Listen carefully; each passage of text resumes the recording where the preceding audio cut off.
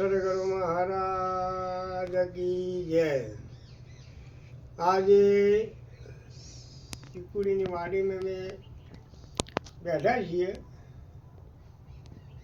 ચીકુડીની વાડી બેઠા છીએ।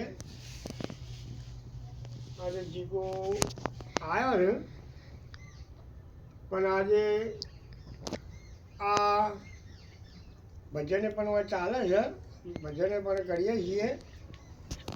જેમ સમય મળે એમ ભજન પણ કરીએ છીએ, પણ સંતોન પણ બોલાવીએ છીએ, પરસ મહાપુરુષોનો દર્શન પણ કરીએ છીએ।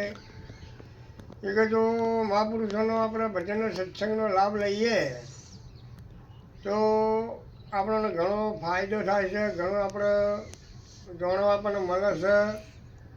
કેમ કે અનુભવવાનો બધે તમારે નકામ પડે, નકે આપણો મન છે, મન આપણો ચોય ને ચોય લઈ જાય। મન છે મોકળા જેવું, મન છે હરાયા ઢોર જેવું। તમે એક દસ્તોન છે, અને દસ્તોન આપણે સમજવાનું છે કે મદારી હતો અને મદારીનું મોકળું હતું। અમે મોકળાપણીનું જીવન હતું। એક ગામ લેકડ્યા, એ ગામમાં મોકળું રમાડ્યું, અને એથી બહાર લેકડ્યા કે ઉનાળાનો દિવસ હતો।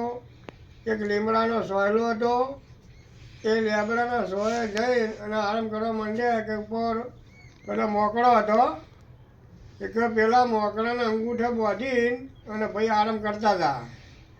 એ આરામ કરતા હતા, એ કંઈ પેલા મોકળાની નજર પડી કે મારા બેટો આપણાવાળો બંધાઈ ગયો છે, એ કે આપણાવાળાનો મને છોડાવવો પડશે। તે પેલા બરાબર ભેણ ઊંઘમાં હોઈ ગયા કે હલકાની ગાળો કાઢી નાખ્યો, અને પેલા મોકળાના ભેળો જતો રહ્યો।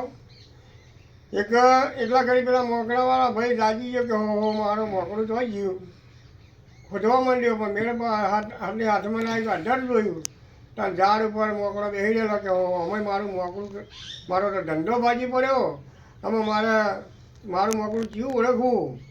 એક પેલા ભાઈએ વિચાર કર્યો કે આમાં મેળ પડશે નહીં, કે દાખલો વગાડવા માંડ્યા, ડુગડુગીઓ વગાડવા માંડ્યા।